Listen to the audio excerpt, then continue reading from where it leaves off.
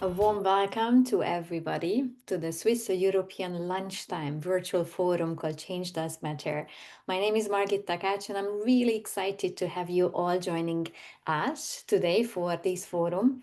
Intentionally, we try to move away from the world webinar so that you see it's not just us giving a virtual seminar, but it is an opportunity for us to connect, share experiences, and hopefully leave the 45-minute session with great and practical insights. Over the last nearly 3 years, I've run several of these Change Does Matter sessions, and it's my utmost mission to be able to tame the chaos of change and to give value around the human-centric change management at the workplace to the people who are in my network already. Those who've been part of this Change Maverick community, a warm welcome back. And those who joined, really nice to see you. Hope you will take a lot of good takeaways that you can bring back to your workplace as well. With that, I have prepared a few questions to all of you together with Juliane, my co-host. In a moment, we will introduce ourselves properly, but just as a little bit of a food for thought, a question that you can nod in either direction to.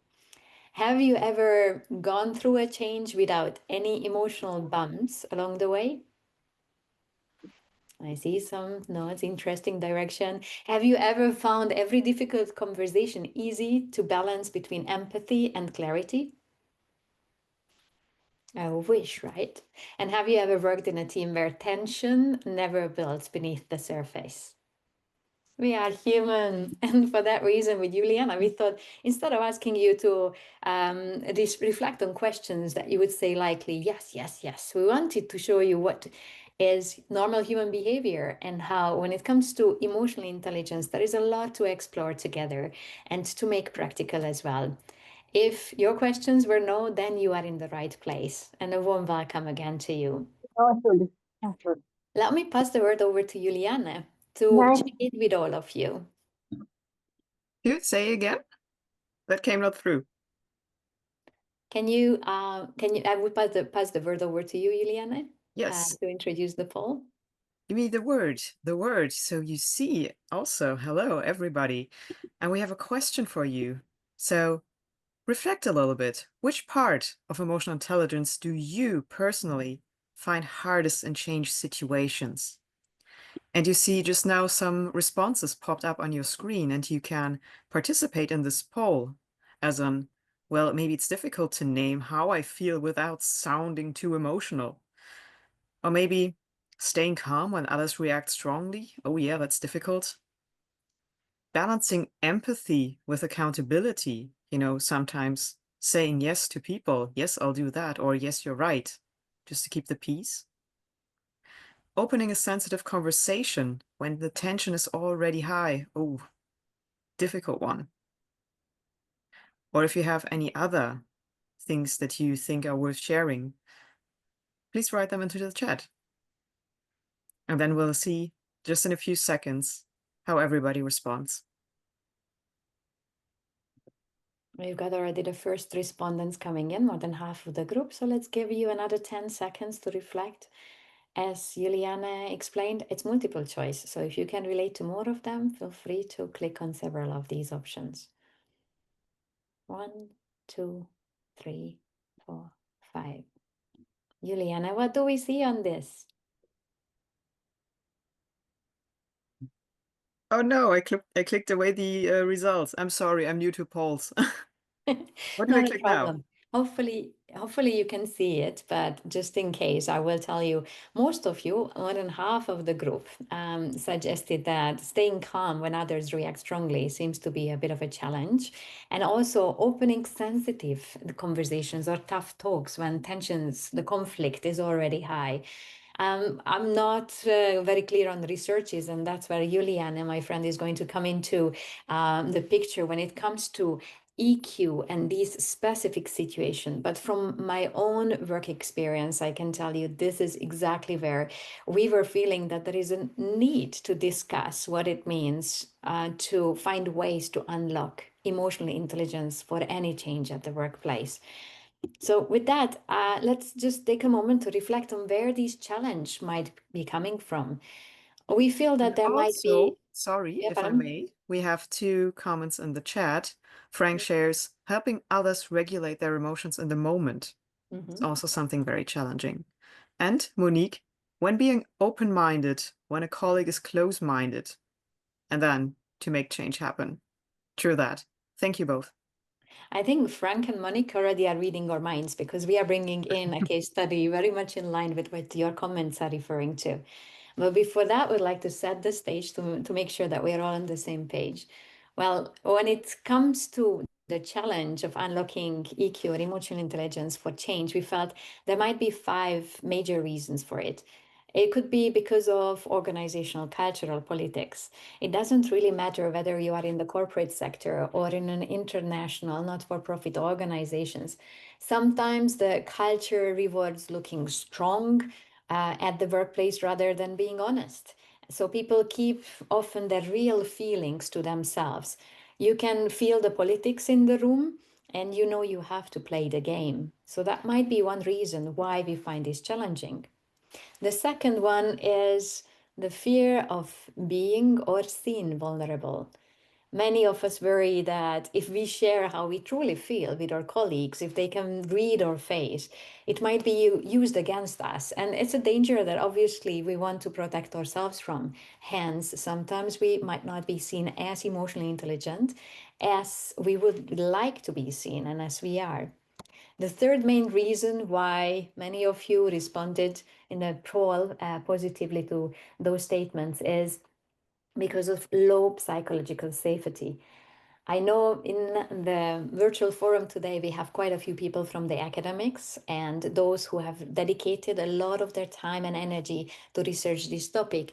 But I also see a couple of people from the corporate background. And whilst we haven't been able to really pinpoint the word psychological safety for maybe a decade or two, now it's become a buzzword, a terminology that many organizations talk about and try to translate. When it comes to low psychological safety, for those who might not be so familiar with the expression, it's really just not feeling safe to express ourselves the way we would like to speak up freely. The fourth one, I think, is something that many of us can relate to, is about past negative experiences. If we've tried earlier to express our emotions or help others express their emotions in a more constructive way, but for any reasons it was not acknowledged or rewarded in our organizational environment, we likely will refrain from doing that again as a kind of self-defense mechanism. And we know it's not an exhaustive list, but the fifth reason might be because of pressure and workload.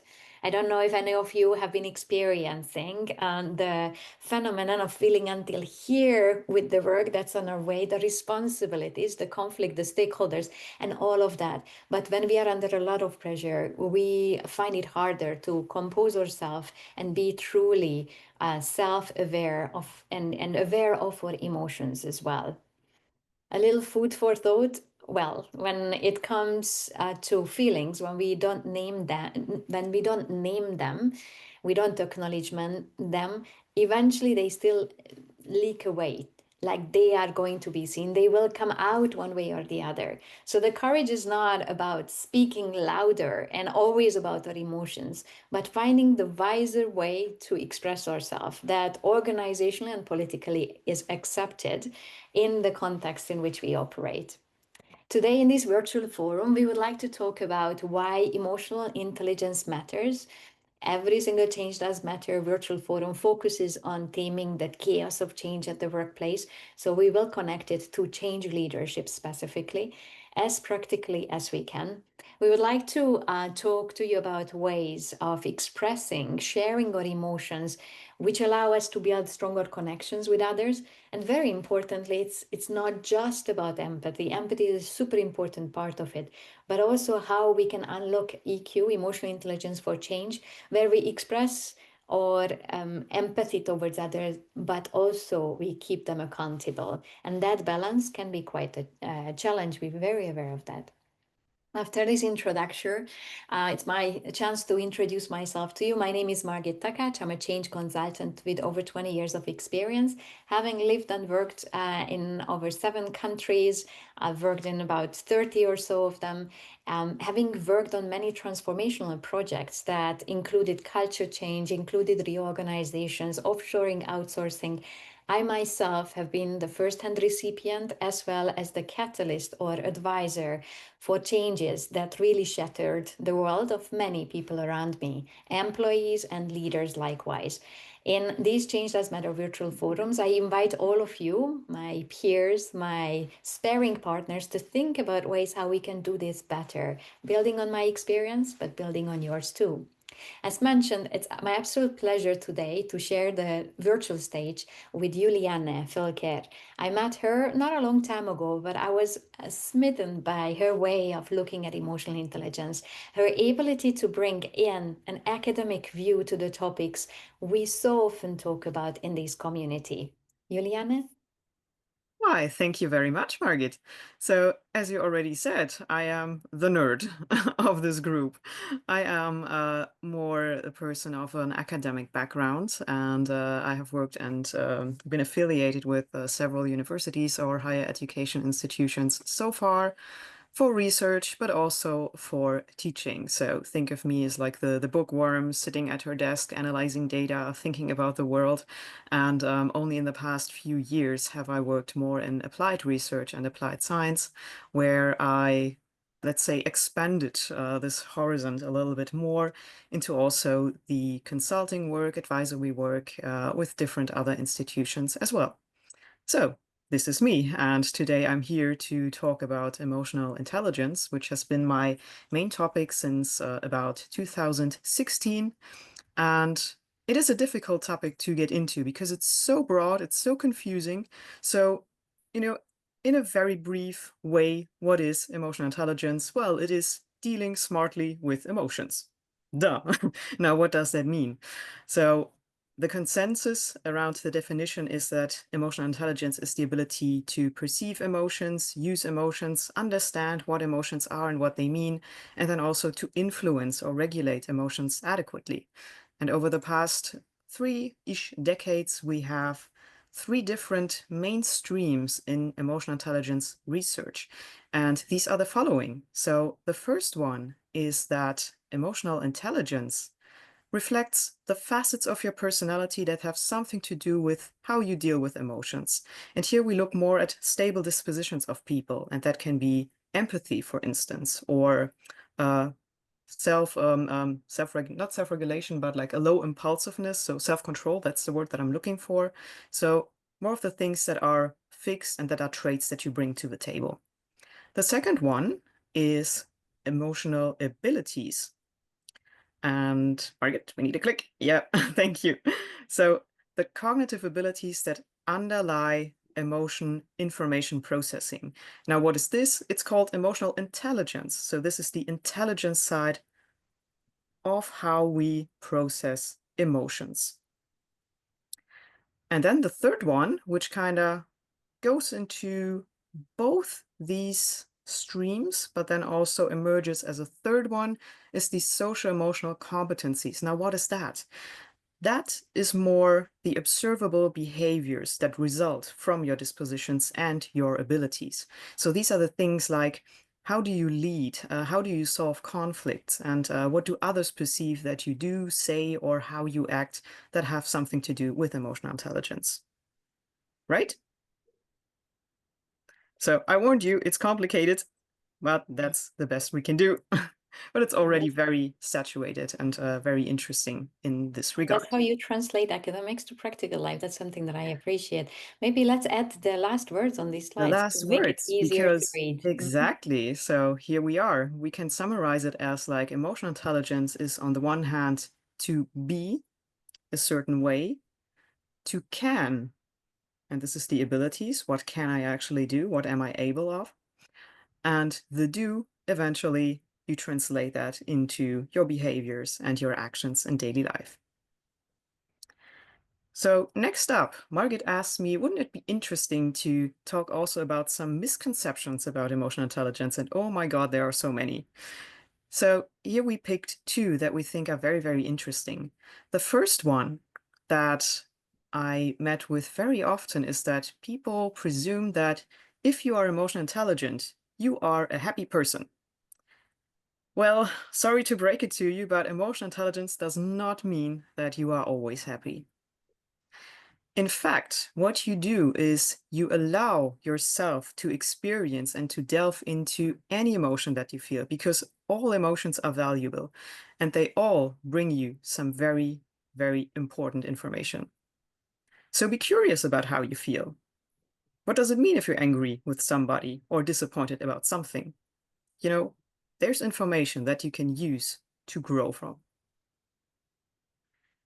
The second one concerns empathy. Bless you. Bless you. And empathy is something that we regard very much as a virtue, something very, very important to have and to show. Again, sorry to say, it's something that you do not give away for free. And if you have ever overexerted your empathy, you are very much aware of that. Being empathetic is very costly. It costs time, it costs your resources, money, even whatever you want to invest into somebody else. So experiencing empathy and then also offering compassion, this requires you to be emotionally aware of yourself and of others. It requires you to have regulatory skill, because otherwise somebody else's misery is quickly going to become your own in a way that you cannot handle yourself. So you will also have to set important boundaries.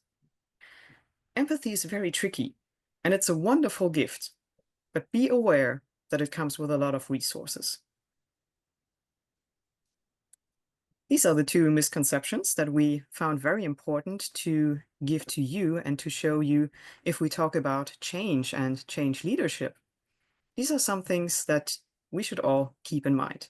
So, Margit, how do we do that? Absolutely. As Julian and I were talking about you, the people possibly joining our virtual webinar, we were looking at case studies that we could share with you. Very briefly, I'd like to share with you that a couple of years ago, I was invited to consult on a major finance transformation program where from the UK, a very high priced location, the organization at the time decided to offshore and outsource financial transactional activities to Chennai, India, to another company. That meant that the award winning team in that country, with 80 people, was about to lose 80% of their employees. Imagine in January that very year, they got a global award for being the best performing finance team around the world. And in June, July, the leadership team already knew that they have to let go of 80% of them, which meant 64 people out of 80.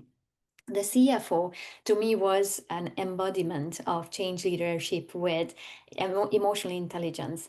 What she did is she realized that this is a tough change for those who are to be let go, also as well those who stay with the so-called survival guilt.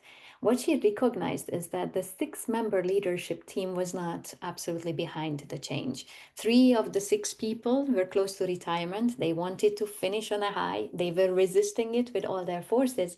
But the CFO knew that if they say, no, we don't do this, there would be repercussions, meaning even their jobs would be at stake. What she said is that we need to have a united front for this change for our people. And first, we have to buy in for it. She demonstrated to me how emotionally aware she was of her own reactions, of her own resistance, and how she needed to bring people on board. Today, we have brought a different case study for you, but if you're interested in the rest of the story, at the end of the virtual forum, I'm going to share with you a link where you can download the Kindle or audiobook version of my book, and I will let you know which chapter that is, so you can listen to it or read it in more details. But that CFO taught me what is emotional intelligence and change leadership in one and how it's possible. What EI, emotional intelligence, helps us do is stay steady when emotions rise, because they will. Even a small moment of steadiness in the midst of the whirlwind of emotions that we experience, maybe not in a tough change, such as offshoring and outsourcing, letting people go from their workplace. Even small changes create waves of emotions, and we need to bring that steadiness as much as possible, even for moments, to be able to advance. The second is that emotionally intelligent people feel that they can make time and space for tough talks and conversations. It does not mean that it is easy. That's why we intentionally use the word making conversations easier, by tapping on our emotional awareness and ability to regulate as well. And the third very important point, as explained in the previous slide already, of course, we want to show that we are empathetic, but we in business and in most organizations, we also are accountable to reaching results. Beautiful example with the offshoring and outsourcing. They wanted to manage it with a human focus, but they knew there is not much they can change about the outcome. And finding that balance when we are working on our own emotional intelligence is slightly easier. This matters because whichever level you are right now as a change leader, people look to you for that psychological safety, for that clarity, and people hopefully have trust with you. And when you have a good trust and rapport, you can influence them and make them see what they can gain, even from the toughest change initiatives. And of course, as the little drawing shows right here, this pendulum needs to keep moving. When we are emotionally present to the people and to ourselves, we can keep the momentum going, not go back to old behaviors. We have defined three short scenarios, and I'd like to ask Juliane to share with you. And I will also launch this in a poll to see what you think about this. Precisely. Margit is the poll master because I suck at it. So I will be the reader. So these are three very, very brief stories, and I invite you to just let them resonate a little bit with your own experience. And in the poll that should have popped up by now, I'm seeing it, yes, you can indicate how emotionally intelligent is that scenario going on. So the first story goes like this. At a team meeting to discuss the company's new directives, Alex speaks softly, her comments hesitant. She's feeling tense. Her colleagues continue their own discussions. How would you rate the level of emotional intelligence in that situation? Let me continue with the second story. The company changes clients. Freya fears her project will be cut. She speaks in sharp, dominant tone to her coworkers. Her colleague wonders, why is she making this all about herself? Again, how would you rate the level of emotional intelligence in this one? And finally, the third story. A project setback. Two colleagues start blaming each other for taking risks in these volatile times. Their voices rise as the argument intensifies. The discussion quickly unravels.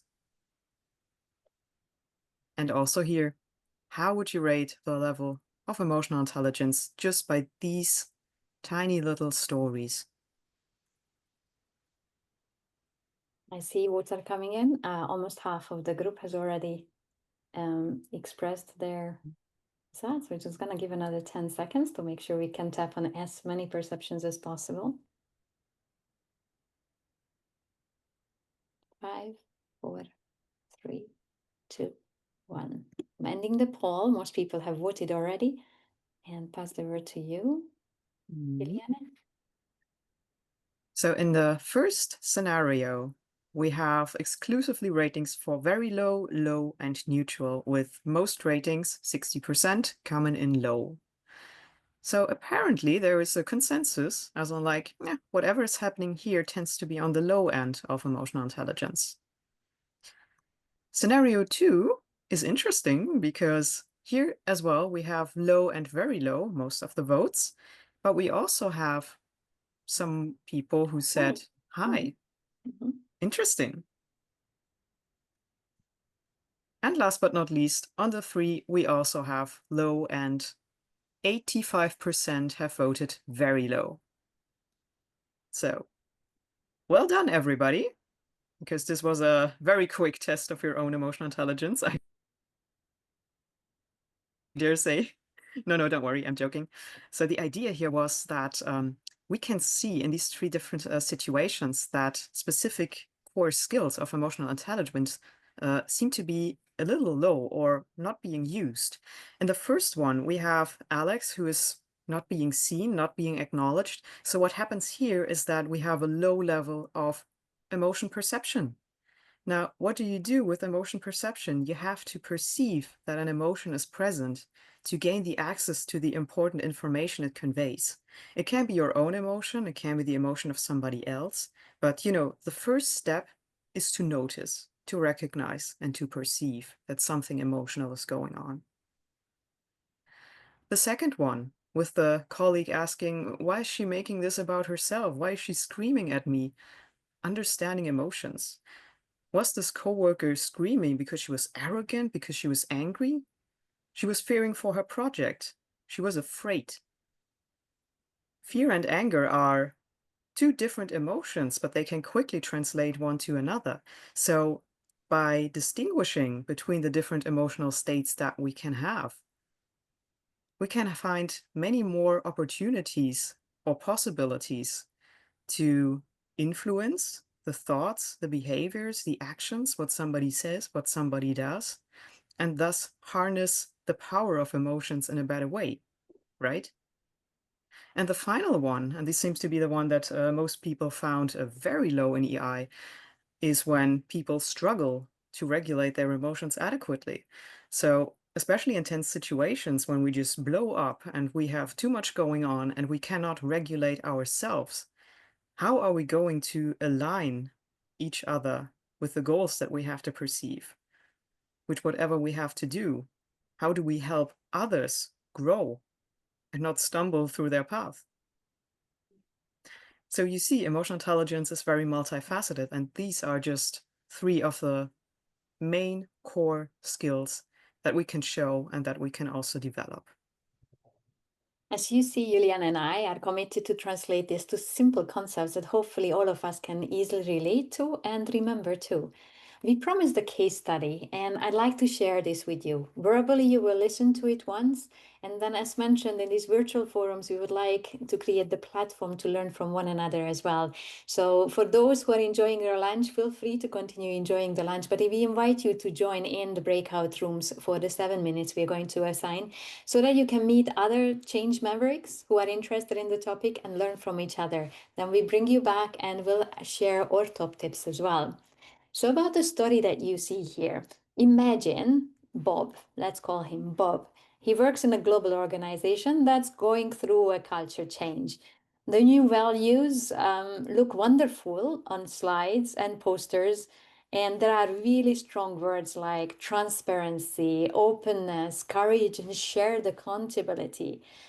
Yet in daily life, the old patterns will still shape decisions and behaviors. It means that just because there was a culture change announced, just because values are declared, things don't really change. And in this environment, Bob feels this every single day. He is leading an important change initiative. In theory, he has the ownership, but in reality, he needs to have 5 different signatures before he can take one single step forward. And every single sign off feels political and, to be honest, to Bob, heavy. His working hours are long, the pressure is constantly on him. And when he tries to raise his concerns, he feels nobody is listening. So, understandably, he is tired, he's frustrated, and he's beginning to wonder whether that's his place and he still matters or not. His confidence is shrinking, going down. His motivation is below the line. And he's not saying this out loud. On the surface, he's professional and polite, but you can sense something is not okay. He's stuck and he's alone. Imagine that you meet Jane, and Jane is Bob's direct manager. She sees how potential he is when it comes to driving changes. But she knows that besides the capability, she is struggling, and he could make a strong contribution to the way forward for the culture change and for the company, but in a healthier way. So she's afraid she might lose him, and we're going to consult Jane what to do. At the same time, she's also unsure how to open up a tough conversation.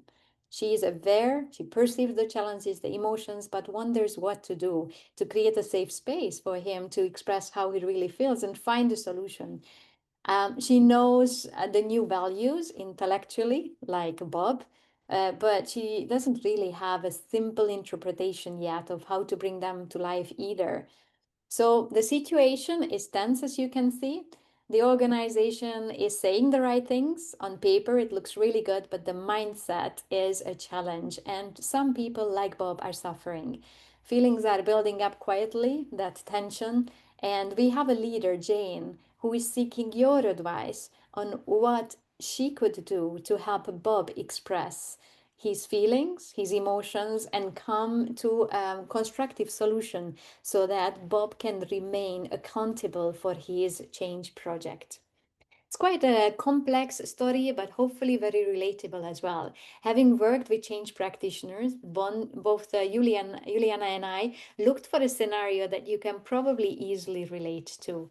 What we would like you to do is to talk in your small groups about what advice you would give to Jane, the leader, to do next, so that Bob feels seen and valued, can deliver on his change project, and Jane is not taking on all of his stress. She needs to stay also very strong in the process. There is a slide we created on Slido that we would like to invite you to answer. So if for a moment you could get on slido.com or use the QR code, it will allow you to take notes even when you are in breakout rooms. This is an open text. You can add as many text as you'd like. I will also send this as a broadcasted message for your breakout groups, but it would greatly help us when we come back with the debrief of the discussions. So with that, I'm going to slowly open up the breakout rooms, and I will see you in 7 minutes. Get creative. Get creative, absolutely. We look forward to seeing what you feel Jane could do to unlock her emotional intelligence for change and support Bob along the way. Enjoy. Just looking at the Slido, we can gauge how much your Wow. dialogues were very constructive. So for the debrief, allow me to read them up. So we'll see what is similar and what new ideas you might have and might be able to gain from the other teams. An interesting statistic, Slido, it's a new feature on Slido, says you talked 7 times about Bob, 3 times about Jane, and 3 times about emotions. So let's see. Arrange meeting with Bob in a neutral place. That's for Jane. Find people Bob is close to and engage them in the process. I guess it's for the trust and support. Acknowledge Bob's situation and what Jane sees.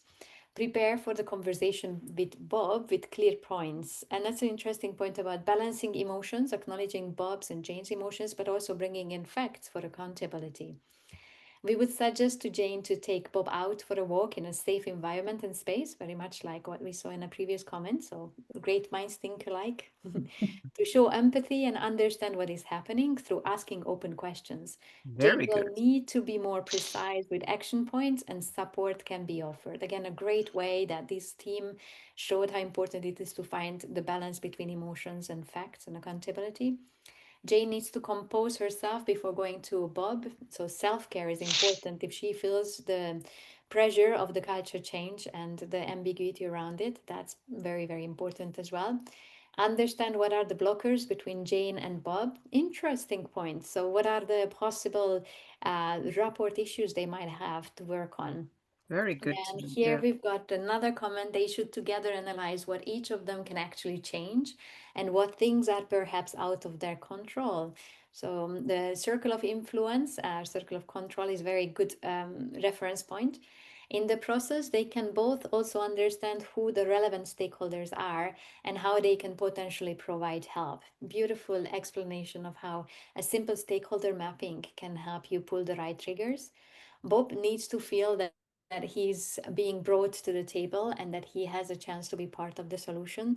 As from the case study you heard, he felt he was not part of the solution, not at the table. So I'm really happy that this team mentioned this. And we need to create an environment where Bob feels that he is a valued member of the team and the organization. Feeling seen and heard would help with the situation. If we had more time, I would probe all the people around here about how can we make him feel seen and heard? What are the observable behaviors we can bring in to this organization so that he can feel indeed that way? We also have a comment here starting with a one to one, trying to reach Bob and understand how he feels, understand what's going on, get the context, and try to set up a coaching situation. Really great way to bringing in coaching as a platform to have a constructive dialogue. Bob's perception might be that everything is wrong, but in a discussion, he might realize that that only some specific things are wrong. This is a very interesting point from this group as well to show that it's important to remember the big picture. And Jane should try to remain calm and avoid emotional responses to Bob's concern, which is very much in line with an earlier comment around self care and making sure she is ready to take in the comments and the dialogue and keep the momentum going and get into action and also acknowledging the emotions. Look at the, oh, pardon, we have got a more. It's active listening, schedule a conversation, affirm what has been done successfully already, positive reinforcement, beautiful comment. Check where he needs autonomy, where hopefully those five signatures can be let go. Give a perspective that it's not there forever in the process. Normalize the way conversations are being done. It's not something problematic to have a conversation. Very, very good point as well. And help Bob understand the lack of autonomy is temporary as they move through the change that requires more control.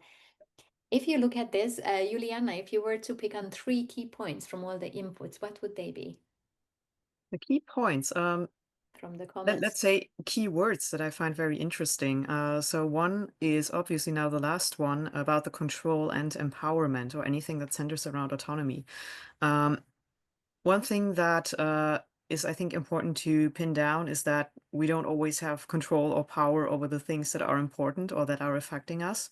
But what we can change, even if we are more or less powerless, is we change the narrative and the frame we give this whole thing.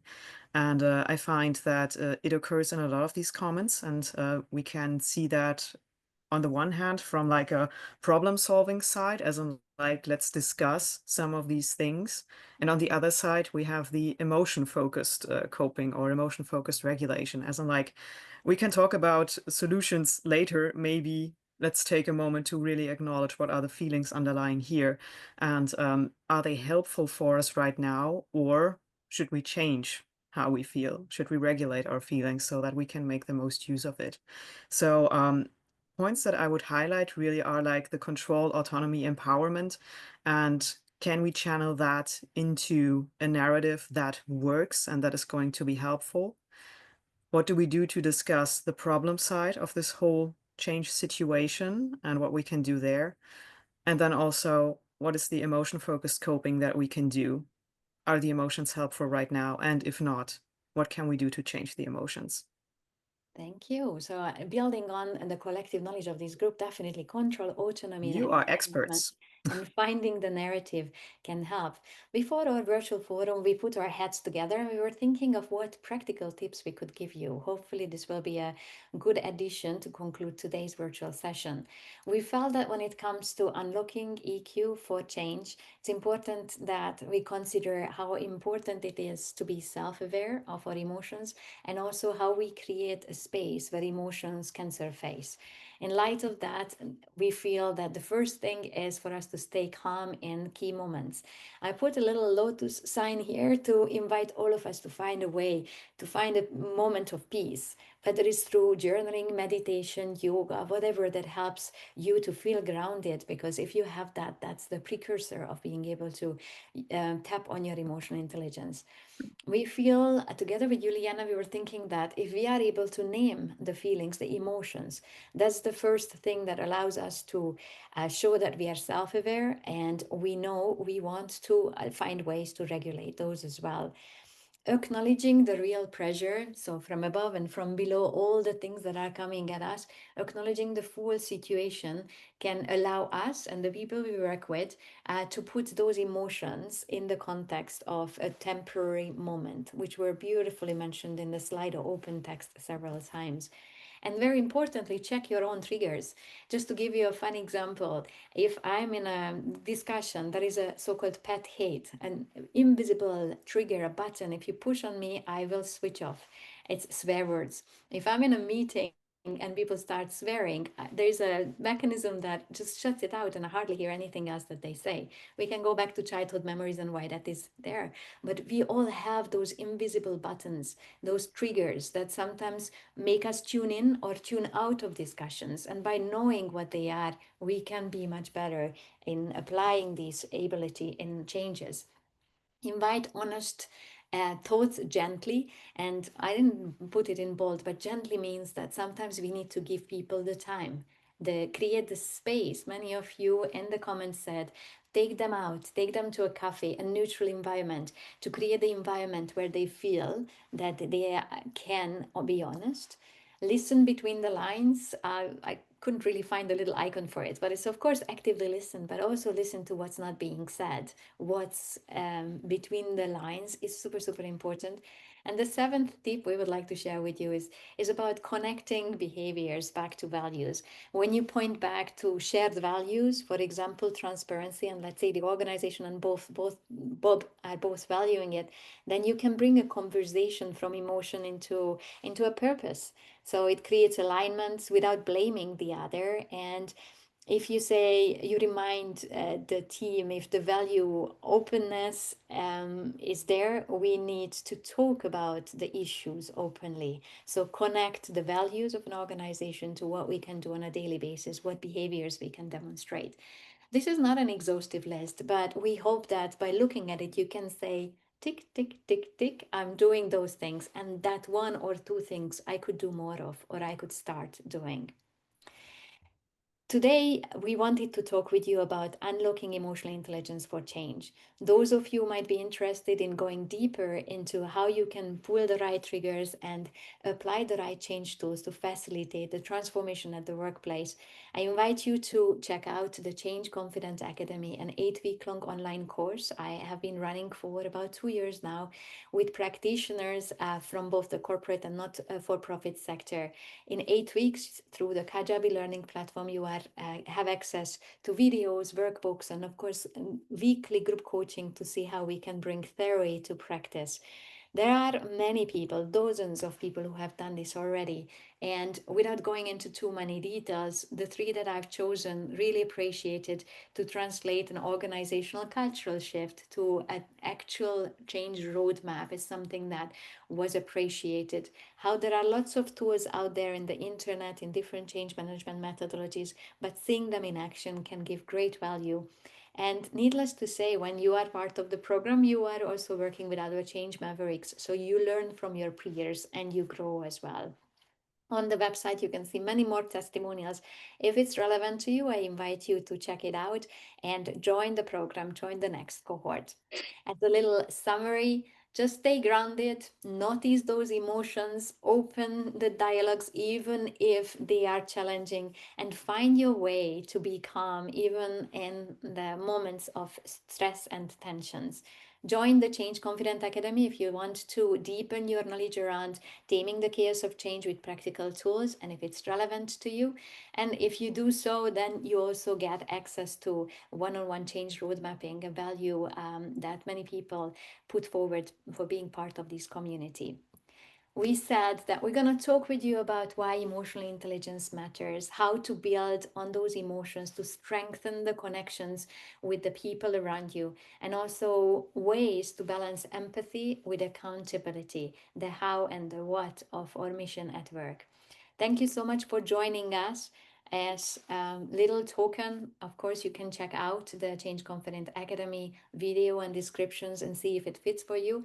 And as a thank you, I invite you to get on this website where you can get access to the Kindle version of my book that's available on Amazon, as well as the audiobook version for free as a token of appreciation for sharing your lunchtime with us today.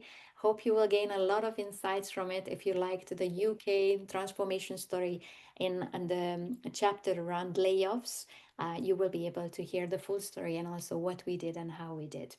With that, together with Juliane, I'd like to finish with one quote. People from Maya Angelou, people will forget what you said. People will forget what you did, but they will never forget how you made them feel. Change management and leadership is around this. And we value your time today sharing what we can do to unlock emotional intelligence for change. Thank you so much to my colleague and partner in crime today, Juliana, for bringing the academic insights and helping us bridge the researches, the very deep knowledge that she brings in to practical scenarios. Thank you, Juliana, and thank you, everybody, for sharing this time with us. Thank you, everybody. And I hope we made you feel good today and that you will enjoy a very pleasant afternoon. Thank you so We much. look forward to seeing you in the next sessions. The next one will be in January, and that will be a little insight to a business simulation, an online simulation called Influence, that you will have the chance to get your hands really into shared service center setup and see how you can manage it. I hope you will enjoy it. Stay tuned for updates, and I see you soon. Happy holidays ahead.